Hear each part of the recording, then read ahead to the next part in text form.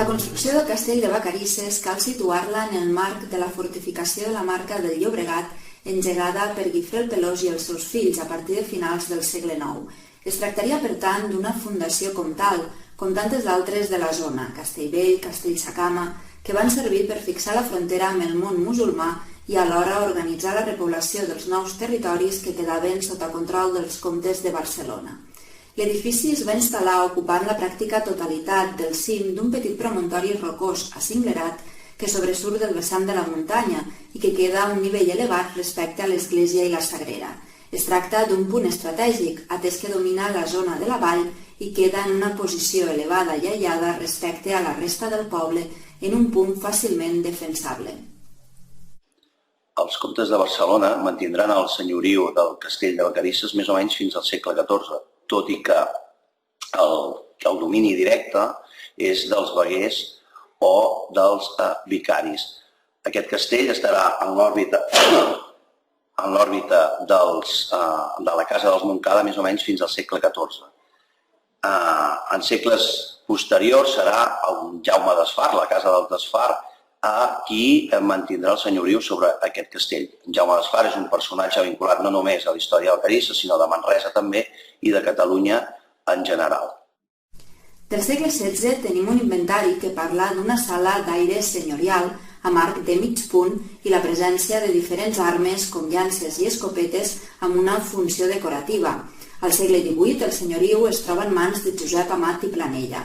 En aquests moments l'edifici se sotmet a una gran transformació i ampliació. Ja ens trobem amb una masia clàssica de 3 cossos típica del món rural català del segle XVI. A més, en aquest moment també es van construir els 3 cups per l'augment de la producció vinícola. El resultat serà un gran edifici adossat a la banda septentrional del castell que farà de celler i que, segons el que sabem, l'any 1800 es trobava en fase de construcció. Jo els cups que hi havia a l'era mai els vaig viure amb bus. No sé, trepitjava mai els raïms. Després, el meu pare era el marquès, era l'administrador del marquès i utilitzaven aquests cups que hi havia aquí, aquesta sala que estem, 3 o 4, un per les parts del marquès i altres que no tenien cup a casa seva, que utilitzaven aquí. Inclús es pujaven les portaderes amb uns tanals perquè no hi havia escales per pujar. I els cups que ocupaven tota aquesta sala, hi havia aquí, que encara es coneix que hi ha un forat, una escala que donava a dalt, una escala estreta, d'esgraons de pedra. I administraven aquells cups de dalt en desús quan estaven en bus, amb unes canals que portaven el vi repartit per tota aquesta sala. A partir de mitjans del segle XIX, la presència de marquesos a Vacarisses era quasi inexistent, de manera que el castell canvia radicalment de funcionalitat. Fins llavors havia estat una residència secundària dels marquesos de Castellvell, amb uns masovers que administraven les terres associades a la propietat del castell. Però a partir de mitjans del segle XIX, la masoveria es compartirà amb dependències municipals, l'escola de primària per a infants, la residència del mestre, la seu de l'Ajuntament i la casa del secretari. Estem aquí a l'Escola Pública de Vacarisses, que abans era el castell, i aquí, on estic jo sentat, me'n recordaré que aquí teníem l'estufa de llenya, que era impressionant, ens ho passàvem bé. A darrere hi havia la taula del mestre, 2 pissarres de cada cantó. Jo me'n cuidava, i aquell temps jo tenia uns 9 anyets, me'n cuidava de posar la bandera. Un dia se'm va esparracar, que feia una ventolera, i va caure el pal, la bandera a terra, i em va tindre castigat a l'altre balcó, des de les 11:30 fins a l'hora de plegar, amb 2 tacs de cada mà. Mira, era d'allò. A la tarda, quan plegàvem, ens feien cantar el cara al sol amb les 3 banderes aquí. A baix, al muro, em vaig esparracar que vaig caure, em vaig adormir. Em va agafar també, em va posar aquí de genolls fins a les 5 de la tarda, amb un bo que tenia aquí a la cuixa, que no passa res. Aquí érem 14 o 15 nanos. ens ho passàvem bé, aquell temps. Ens feien portar, no sé quan era el mes, ens portaven gent d'aquella de Pols, que era del temps de la guerra americana, que no havia provat mai, ho regalava. Feien cursos aquí, carreres, aquí al castell. A dalt hi havia dues vides, un sobre el meu cap, que eren grosses i guapes, i jugàvem allò amb palmires, aquestes de, mira, teníem com un avió d'aquests, i bé, ens ho passàvem bé. L'any 1974, l'Ajuntament de Vacarisses s'instal·la a l'edifici actual. Des de llavors només va continuar ocupada la part occidental de la planta baixa del castell. Hi residia la família encarregada de la centraleta de telèfons fins a inicis dels anys 90. Em dic Alejandro Domínguez Fernández. En l'any 1963 vam vindre la meva mare i jo al castell, perquè això era la central de telèfons. I van estar aquí vivint bastants anys tota la família. El que era l'entrada al castell estava aquí, on estan les finestres, l'entrada al castell. Això era el menjador que sortia la meitat de la roca o un tros de roca en el menjador.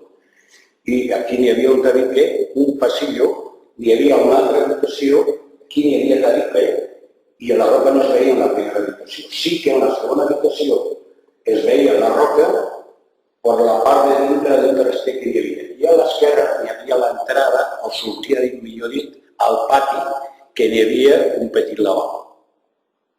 I després hi havia el corral que teníem nosaltres, gallines i el que podies tindre. Aquí era la cuina, en la qual estava el llarg de foc, ahí estaven, es cuinaven, i aquí la finestra, en la qual era com una nevera, puesto que per la paret s'estava molt fresc a l'estiu, i a l'hivern, sort el calor del foc a terra, podien estar bé amb temperatura normal. A banda de la residència de la família Domínguez i la centraleta telefònica, el castell també albergava l'arxiu municipal. Els anys següents, el castell acull activitats ben diverses, des de la cria de conills fins a espai de cultura i lleure. També guardava els gegants de Vacarisses. El local buit, la nau buida, havia comprat el castell del senyor Roure, i llavors de vegades sí que posava coses d'ell, perquè tenia fàbrica a Barcelona i portava aquí pèl de conell i tal. Però a l'última hora va haver uns que es van engrescar i van posar aquí una granja de conills. I allò va durar un parell d'anys. Després ja la van passar amb una altra i ja es va haver acabat. El que sí que jo crec que s'hauria de remarcar que aquests cucs, quan els van ensorrar el pare del Blasi. El Blasi encara no hi és. El seu pare va ensorrar els cucs. I penseu que tot ho va fer com de punxó i maceta. Hi havia unes parets així. I aquests cucs tots eren fets. Codronells són aquelles pedres de riu, de riera, que són netes de l'aigua, que moltes inclús són rodones. Aquelles pedres i calç viva pastada. I aquell home va ensorrar tots aquests cucs. I el que jo crec que és molt interessant, perquè segons diu l'Ignasi, les comparacions que fem avui amb la gent i tal, avui jo diria que no trobaríem un home que li donessis un punxó i una maceta i digues has d'ensorrar tots aquests cucs, perquè plegaria. I això ho va fer el pare del Blasi. Soc la Flora. A l'any 1990 vam muntar l'Associació de la Cultura i el Lleure per organitzar coses pels nens de l'escola que estaven aquí, que no hi havia res, i l'AMPA es va dedicar a fer colònies, tallers, música, i llavors teníem la seu aquí al castell, a la planta de baix es feia restauració o ceràmica i aquí dalt es feien dansa, gimnàstica I llavors amb el temps es va veure que també faltaven activitats per la gent gran i l'AMP es va quedar més aviat fent les activitats dels nens i l'Associació de la Cultura ja va néixer més per dedicar-se a la gent gran i ara actualment està a la fàbrica. Hola, soc l'Amèlia de la Colla Gegantera, des de la seva fundació, i estic aquí, en aquest lloc tan bonic, doncs per explicar-vos que al principi, quan vam tenir els gegants, els vam estar guardant aquí bastant de temps. Clar, era tota una peripècia, els gegants anaven amb unes caixes de fusta que pesaven molt i pujar aquestes escales, doncs pels pobres geganters, Déu-n'hi-do. Llavors ja ens van donar la sala per guardar-los, la sala de baix, la sala dels conills que deien llavors, ara la sala dels cucs. I això va anar més bé, tot i que el camió era un xou, un autèntic xou, perquè pujar la rampa, que si ara de cul va més bé, que si va més bé que si puja de cara, que si pugeu tots aquí al darrere per fer força, era un autèntic xou. Però mira, ara tot ha canviat, ara els gegants van amb el seu remolc, van molt bé, i això també ha canviat molt, i està molt bonic, i ara quan hi vinc, doncs hi vinc amb el meu net, a escoltar el conte de cada mes, a buscar vídeos, a fer el lector cavallers i, bueno, el lloc m'encanta.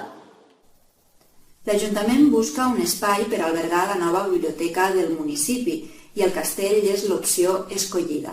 Evidentment, calien grans reformes per habilitar l'espai per a aquesta nova funcionalitat. M'agradaria parlar sobre l'espai aquest on ens trobem, la biblioteca o el castell. Jo penso que aquest edifici, tal com el veiem ara, és el fruit de lluites compartides de diferents alcaldes, és a dir, de diferents alcaldes que han passat per l'Ajuntament de Vacarisses. Primer de tot, en Fermí Massana, que va ser qui va comprar aquest edifici en el seu propietari. Bé, jo soc Fermí Massana, que vaig ser alcalde de Vacarisses i també regidor durant uns anys. Llavors, quan jo vaig ser alcalde, aquest edifici estava en desús. Nosaltres ja estàvem al nou edifici, que és l'Ajuntament actual. El projecte que vam fer nosaltres després de comprar el castell amb la família Roura era que, a part de la remodelació que es volia fer, volíem ocupar un espai important per fer un museu de la pagesia. Cosa que ja teníem molts instruments del camp, com carros, arades i altres objectes que havíem adquirit, que molta gent ens ho donava, però hi va haver llavors un canvi de govern i això es va acabar d'aquesta manera, vull dir, no es va fer el que havíem projectat nosaltres. Posteriorment, en Salvador Boada, que va ser qui d'alguna manera pensa com ha de ser aquest edifici i pensa posar-hi la biblioteca i és tal com el trobem actualment. El castell de Vacarisses, pels vacarissans, sempre ha sigut un edifici emblemàtic i important. Molts de nosaltres hem anat a l'escola, hi havia anat a l'escola, l'edifici a l'aula de dalt i els records que tenia. Va ser una peça important, durant molts anys vam estar demanant subvencions per arreglar aquest edifici i no se'ns havien concedit. La clau i el moment que es va canviar va ser quan Vacarisses va arribar a 5.000 habitants, que per normativa tenim que tindre, a partir dels 5.000 habitants ens toca una biblioteca. Vam proposar a la Diputació de Barcelona construir la biblioteca d'aquest castell i poder-ho rehabilitar i se'ns va concedir aquesta subvenció. I va ser el moment que tenim aquest edifici i de tots molt estimat. En Carles Canongia, qui l'equipa d'alguna manera i qui l'inaugura. Bueno, estem a la presó. Jo aquí encara recordo, quan era petit, que va haver un senyor tancat aquí per robar gallines. I de petit estàvem situats aquí baix i anàvem mirant-lo i l'home ens mirava. Bueno, jo el que sí tinc que parlar-vos i que tinc un gran record és del dia de la inauguració. Després de molts entrebancs que ens vam trobar, es va poder tirar endavant la inauguració i va ser un dia que queda marcada a dins la meva memòria per sempre. Estàvem convençuts, i així ha estat, que va ser un equipament cultural cabdal per Vacarisses. Hi ha hagut un abans i un després. Aquest després és que Vacarisses, la biblioteca, ha servit com dinamitzador cultural del poble. I a més, que ha fomentat la lectura i fomenta la lectura, sobretot als infants. I això, puc parlar per experiència, i això demostra que tothom que va tindre la idea de tirar endavant i convertir això en una biblioteca, la va encertar, i que era un equipament molt necessari pel nostre municipi. I ara jo actualment que d'alguna manera el que fem és donar continuïtat en aquest projecte, donar-li tot el suport econòmic que podem des de l'Ajuntament perquè sigui una realitat. Espero, doncs, que en el futur els posteriors alcaldes o alcaldesses que hi hagin en aquest municipi aposten, igual que han apostat tothom, per aquest espai. Durant aquests 10 anys, la Biblioteca al Castell ha evolucionat molt. Les més de 2.000 persones que disposen del carnet de l'equipament hi poden gaudir de diferents serveis, com el préstec de llibres, revistes, música i pel·lícules i una programació plena d'activitats per a tots els gustos i les edats. Doncs suposa un privilegi parlar dels 10 anys de la Biblioteca al Castell, no pel temps que representa, sinó pel fet que en aquest temps ens hem convertit en un equipament clau en la vida cultural del poble. Veníem d'un servei molt més senzill com era el bibliobús. Avui dia la biblioteca està oferint activitats per tot tipus de públics, adults i infants, que van des de clubs de lectura, recitals, presentacions de llibres, activitats en participació en les escoles, plans de foments a la lectura i hores del conte i moltes coses més. La nostra visió de futur és una biblioteca centrada més enllà dels llibres en les experiències i en l'enriquiment cultural que pot oferir i el tracte amb els usuaris, així com una millor integració amb les noves tecnologies, que dins d'aquest camp hi ha programada l'habilitació d'una aula multimèdia durant el 2019 a la biblioteca.